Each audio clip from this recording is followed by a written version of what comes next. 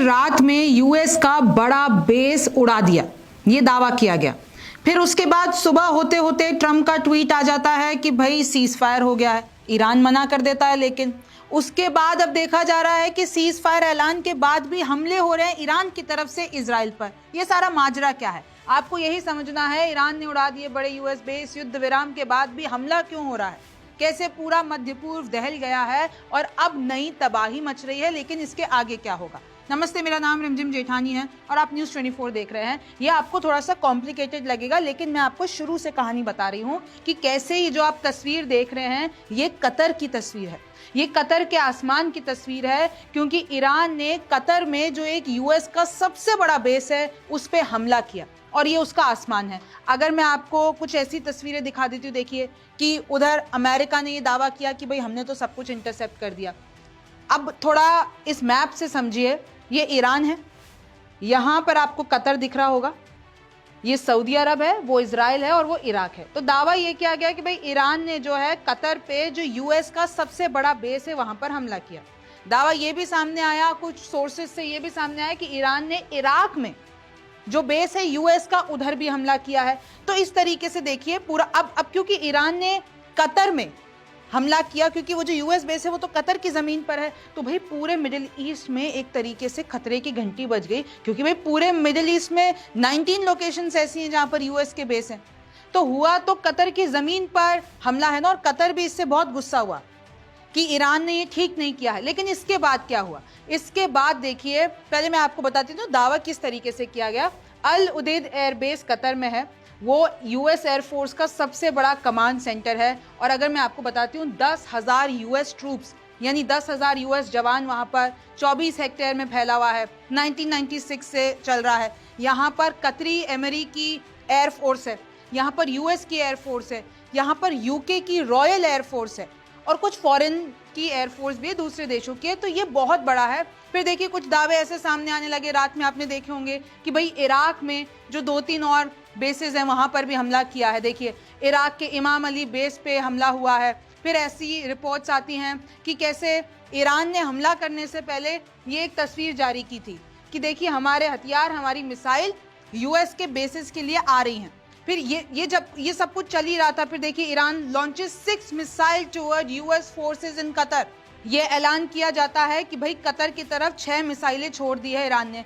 फिर जैसे जैसे स्टोरी बढ़ती है, डेवलपमेंट होता है, पता चलता है कि ईरान ने इस ऑपरेशन का नाम दिया था glad tidings of victory, US के फोर्सेस के अगेंस्ट यूएस के फोर्सेस को। और पहले भी खamenei कह चुके थे कि भाई हम यूएस पे हमला करेंगे। फिर खबर आती है कि इराक के एन अल असद एयरबेस पर हमला हुआ है, कतर के भी अल उदैद एयरबेस पर हमला हुआ है। फिर देखिए सऊदी अरेबिया से अचानक से अमेरिकन फाइटर जेट्स उड़ते हैं। तो पूरे मध्य पूर्व में एक तरीके से खतरे की घंटी, एक तरीके से खलबली मच जाती है कि ये हो क्या रहा है। American airbase in Qatar with कतरी officials and gave advance.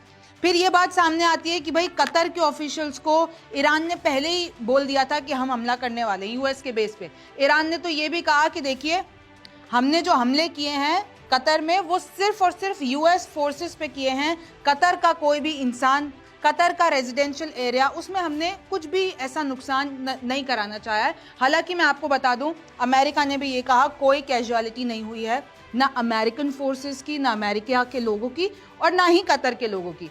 In fact Trump ने तो मजाक बना दिया।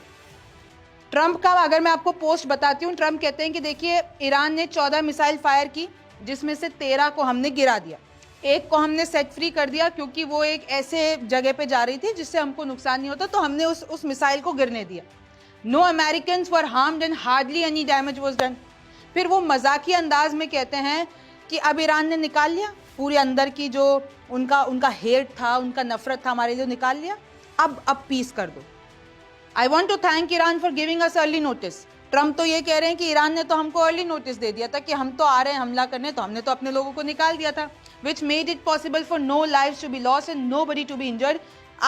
आप मौत छोड़िए, कोई घायल तक नहीं हुआ है। Perhaps Iran can now proceed to peace and harmony। अब ट्रंप कहते हैं कि देखिए अब नफरत जितनी भी थी, हमले करने थे, भाई हमने तो उनके न्यूक्लियर जो है ठिकानों को उड़ा दिया। तो अब ईरान ने रिस्पॉन्स दिया, लेकिन वीक रिस्पॉन्स दिया। तो अब अगर उनके सिस्टम से सब हट चुका है, तो अब वो पीस, हार्मनी, इन सब पे मैं इनकरेज करता हूं कि भैया आप रुक जाएं, हो गया, ईरान का हो गया, इस तरीके से मजाकिया अंदाज में कहा। फिर देखिए क्या होता है, ट्रंप का अचानक से पोस्ट आता है। आपको पता है ना, एक सोशल मीडिया साइट है ट्रूथ सोशल, वो ज्यादा चलाते हैं, वहां पर इनका पोस्ट आता है, congratulations to everyone, cease fire हो गया है और कंप्लीट और टोटल सीज फायर हुआ है अब से 6 घंटे में। यानी अब 6 घंटे में दोनों ही जने पूरा का पूरा जो प्रोग्रेस है वो हॉल्ट कर देंगे। ये जो 12 दिनों की वॉर हुई, मैंने सीज फायर करा दिया। ट्रंप का पैटर्न है, सीज फायर करने के लिए एकदम तुरंत क्रेडिट लेने के लिए सबसे पहले झंडा उठा के आ जाते हैं कि भैया मैंने सीज फायर करा दिया। तो उनका ये पोस्ट आया।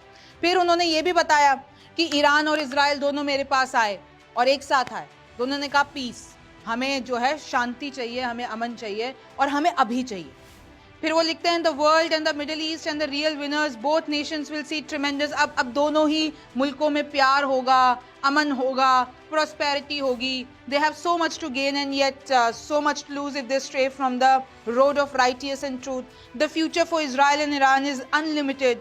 God bless you both. बन गए ये दादाजी, इन्होंने आशीर्वाद दे दिया और बता दिया कि भैया हो गई है सीज फायर। लेकिन जो हमेशा होता है कि फिर ना इनको झुटला दिया जाता है।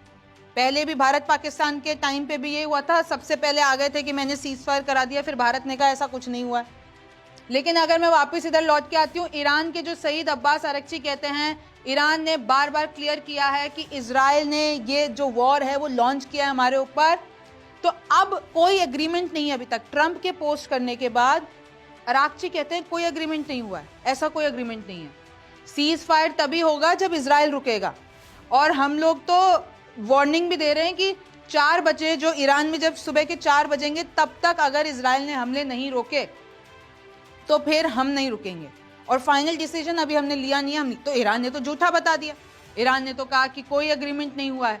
तो देखिए इस तरीके से चीजें। और मैं आपको बता दूं, रात में भी इजराइल ने हमले किए हैं ईरान पर, और ईरान ने अभी सुबह अभी मैं आपको आगे बता रही हूँ, उन्होंने भी हमले कर दिए। तो पता नहीं ये सीज फायर, ये कौन सी सीज फायर मनाते हैं, इनको सीज फायर का मतलब नहीं समझ में आता है। President Trump says Iran Israel cease fire will last forever. Israel agreed to cease fire so long as Iran does not launch further. फिर उधर से इजराइल भी मान गए कि ईरान हमले नहीं करेगा तो हम भी नहीं करेंगे। अब देखिए कि पहले धमकियां कैसे देते हैं कि सबको उड़ा देंगे, सबको बर्बाद कर देंगे, एक एक इजरायली, एक एक अमेरिकन। फिर वो उधर से इजराइल की धमकी आती है, एक एक ईरान को पूरा ध्वस्त कर देंगे, आग लगा देंगे। और फिर देखिए क्या होता है। अभी सुबह की बात बता रही हूँ, 4 लहर यानी 4th सैल्वो ऑफ मिसाइल आता है ईरान का इजराइल की तरफ। यानी ईरान हमला करता है इजराइल में, और कहाँ हमला करता है, बीर शेबा में। वहां पे 3 लोगों की मौत हो जाती है, 8 लोग घायल हो जाते हैं। तो अब सब सोच रहे हैं कि भाई ट्रंप ने जो ऐलान कर दिया था तो कहाँ है ceasefire. Iran fired 6 missile at Israel in 2 salvos, IDF says. और देखिए जो अभी सुबह ईरान ने हमला किया है उसकी तस्वीरें देख लीजिए। जो हमला किया, इतना नुकसान ऑलरेडी ईरान कर भी चुका है। भाई इजराइल ने भी रात में हमला किया था, ईरान ने भी हमला कर दिया बीर शेबा में। तो अभी तक ना नेतन्याहू का कुछ नहीं आया। नेतन्याहू साइलेंट है ट्रंप के क्लेम पर। नहीं तो सबसे पहले नेतन्याहू अपना जो है प्रेस कॉन्फ्रेंस कर देते हैं, लेकिन अभी तक सामने ही नहीं आ रहे। न सीज फायर की कोई बात कह रहे हैं, ट्रंप ने कराया, क्या कराया। अब मैं आपको एक असली कहानी बता देती हूँ। देखिए ट्रंप ने कहा था 6 hours फ्रॉम नाउ ऑन। तो 6 hours में अभी जितने भी हमले हुए हैं वो 6 घंटे के अंदर अंदर हुए। रात में इजराइल ने हमला किया, सुबह ईरान ने हमला किया। अब वो जो 6 घंटे की टाइमलाइन थी ना सीज फायर, अब वो खत्म हो चुकी है। तो आप एक तरीके से सीज फायर मानिए। लेकिन अगर अब जिस वक्त अभी हम बात कर रहे हैं, अब इसके बाद से अगर इजराइल या ईरान में कोई भी हमला करता है तो फिर वो सीज फायर का उल्लंघन माना जाएगा। अभी तक ये दोनों टाइम लिमिट में कर रहे थे, क्योंकि ट्रंप ने लिखा 6 घंटे इनके पास, और उन 6 घंटों में इन्होंने आखिरी वक्त जाते जाते, ऐसा होता है ना कि भाई हम आखिरी दम तक लड़े रहे, हमने मिसाइलें छोड़ दी और जाते जाते इन्होंने अपने हथियार छोड़ दिए। लेकिन अब अगर कोई हमला होता है तो फिर ये सीज फायर का उल्लंघन माना जाएगा, और फिर इसमें बहुत सी चीज़ें ऐसी हो सकती है। अभी तो इसकी बहुत सी इनसाइड स्टोरी खुलना बाकी है। आप उसके लिए न्यूज़ 24 देखते रहिए। मेरा नाम रिमझिम जेठानी है। आपसे फिर मुलाकात होगी। नमस्कार, मैं हूं मानक गुप्ता। अगर आपको हमारा ये वीडियो पसंद आया हो तो इसे लाइक और शेयर जरूर करें, और हाँ, हमें सब्सक्राइब और फॉलो करना ना भूलें, ताकि आप देश और दुनिया की कोई खबर मिस ना करें। तो जुड़े रहिए हमारे साथ और देखते रहिए न्यूज़ 24।